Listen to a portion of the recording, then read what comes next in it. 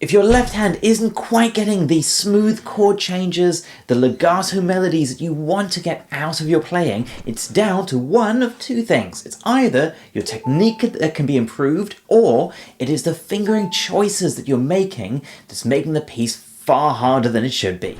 I've taught hundreds of people on the guitar, and generally people are doing way too much with their hand that they don't need to do because they don't have the strategies in place to make it simpler. That is what we're going to be covering today. Now, I've got good news and I've got bad news. And the bad news first. Most people who come to me to learn the guitar, they have terrible choices of fingering in their hand, and we have to completely refinger the pieces they're playing with new strategies so that we can get over this hurdle. And the good news is that unlike pushing forward your technique, which takes a lot longer for it to slowly develop, changing the choices you're making in your left hand fingering gives an instant result when it comes to lowering the difficulty of the music that you're playing. So, lucky for you, you have found this video, so let's dive into it and change some of these ideas and get the best strategies in place for you. But in order to understand these strategies that we're about to break down next, firstly we want to understand one of the key concepts behind how your left hand moves. And that is, your hand is not only blind, but it has a mind of its own. Why I say this is, having taught thousands of people, you will watch someone's left hand not doing what their mind thinks they are doing. It doesn't have its own vision, obviously, so it works off nerves, but it also works off a number of different reflexes that your mind doesn't have full control over. So you might be telling your hand, we want to do this, but the reflex can be much stronger and your hand will act on the reflex. This makes two sides of the coin, the reflexes and the conscious thought, have a battle, and generally, initially, the reflex wins. So when watching someone learning, it looks like the hand is completely blind and it's following its own track, it's got its own mind that it's making the decisions on. By understanding this, we can then try and bridge this gap so that we can regain control over our hands. And because your hand is blind, as soon as you've let go of the guitar neck, your hand no longer knows where it is in space. That information is deleted almost instantly, and this is where a lot of the inaccuracy comes from in left-hand technique. So tip number one is, as much as possible, keep a reference point, not an anchor. Keep a reference point somewhere on the neck so that you can transfer that information from one finger to the next. Once you've kept one finger on, you then put the next one on, you can then release the previous one because you take the contact through the neck, almost like a network cable that transfers the data from one finger to the next before letting go. If, on the other hand, you let go with your fingers, your hand gets rid of its orientation on the neck, and you will then need to be adjusting on the next note. Any adjustments take time. Any time then affects the rhythm and the quality of your playing. So let's look at this idea across two planes in the neck. The first one is going up and down the neck. This is where guide fingers come in, because when you're moving up the neck, if we don't want to let go of all the information so that when we move, we lose where we are, takes adjusting, takes a number of things before we find our place and then get a clear note. This slows down your playing. It gives you much more choppy, non-legato playing. All we need to do is keep a finger on a string, slide it up, and then press down again when we reach the top. This means we haven't let go of the string, we haven't lost orientation, and we can move quickly, land and play without needing to adjust, because the adjustment comes from a lack of accuracy because we've lost orientation. Because we haven't lost orientation, we've kept a reference point, our accuracy is there, which means there's no delay in landing and just playing the note.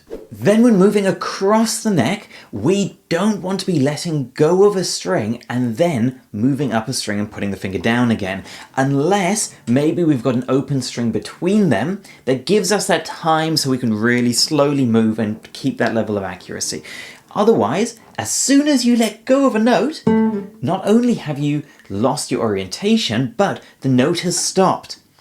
When you let go and move to the next note, you'll always have a gap between the two. If, on the other hand, I use two separate fingers and plan ahead in the music so that I've got one available, free to do it that fits in, I can have a much more legato sound. So listen to these two back to back. That's the same finger jumping, or that is the much more legato sound when I'm not letting go, moving, putting down, and having that inevitable gap in the middle, giving you that detached sound. So now we've got guide fingers to move up and down the neck, and we're not jumping a finger across the neck, giving us that detached sound. The next thing we want to think about is the angle of approach for our hand to get the shape that we want. What I mean by this is if you have your elbow higher up, your hand faces more down the neck, whereas if your elbow tucks in, your hand faces towards the head. This gives you the approach angle you need to play with the chord, the note, whatever it is in your piece. As an example, if I play my G chord, fourth finger is going to be on the first string, my second finger goes on the bass string, and to get that line, I lift my elbow up. Then I can place the others and play the chord using the most natural shape possible. The flip side of this might be my C chord, where I tuck my elbow in a bit more to get that diagonal between the second string, the fourth, and the fifth string. When planning out your fingering for a piece, you want to make sure that not only are you planning out which finger lands in the right place, but what elbow positions you're going to be using. If it's a really fast piece, maybe it's a bunch of chords jumping down the neck, you don't want the elbows to be jumping in and out too much. You can pick fingers that have the smoothest elbow movement in the background. On the flip side of that, if you have a chord which has a specific elbow position that you really want to get to, maybe work backwards from that to the previous chord that has more fingering options and set up that elbow position earlier. Your fingers can then dart around while you have a smooth elbow movement in the background, keeping everything going. Now we have guide fingers moving up and down the neck, we aren't jumping a finger across the strings, getting that detached sound, and we're setting up the correct fingers for the elbow movement that we want in the piece. These are some of the physical things we want to look at. Now let's have a look at some of the musical things and what we want to bring in to get the best musical sound out of our playing. The two main culprits when it comes to left-handed musicality are going to be tone and sustain. Let's break down tone first. We don't only want to be thinking what's easier for our left hand physically, but also what musically sounds better and what result we want out of our music. So if I take a melody here on more open strings, brighter sound, we get this. But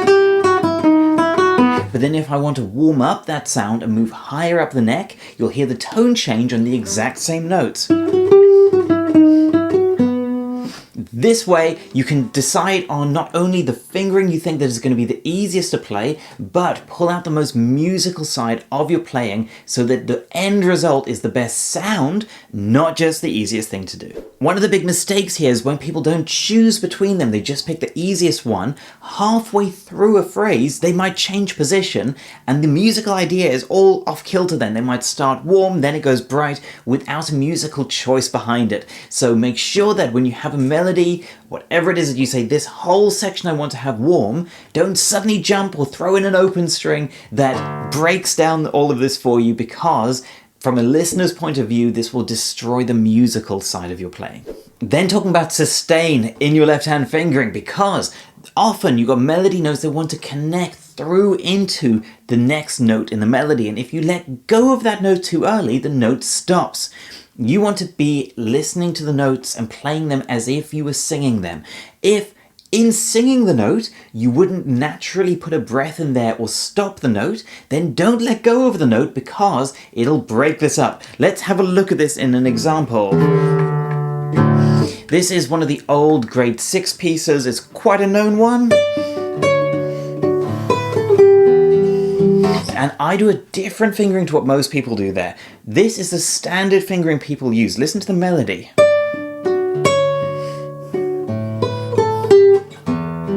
And you see that G up here on the 8th fret of the 2nd string? You have to let go of that to move to the next chord. When you do that, you hear it suddenly gets stunted as a note. This is a little bit faster. Or if we use a guide finger to move back so that we can have a smooth shift, hold the note on, we get this instead.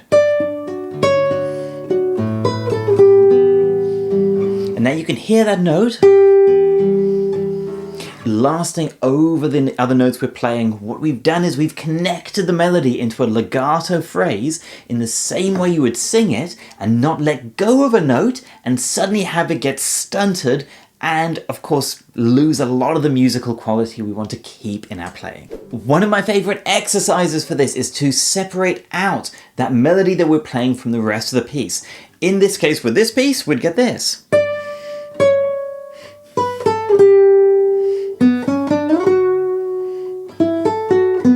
Now in playing it, I want the melody to sound the same as that.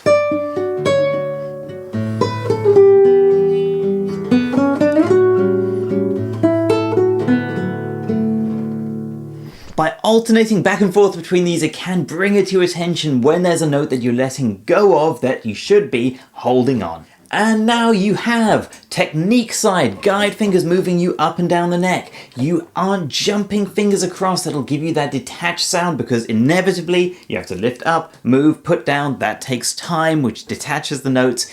On top of that, you've got your elbow set up in the right way, and then musically, you've chosen the left hand fingering to fit the tone that you want, depending on the position that you're playing in. You're keeping that consistent, and finally, on top of that, you're listening to the melodies and you're making sure you're not letting go of notes that you would rather be holding on to keep that nice legato phrase through your playing. This is a bunch of points to think of, but you can implement these today and see an instant change to your playing. What we're not changing is the technique in how you're moving your fingers. We're just changing the choices that you're making of where to put your fingers down, which fingers to use.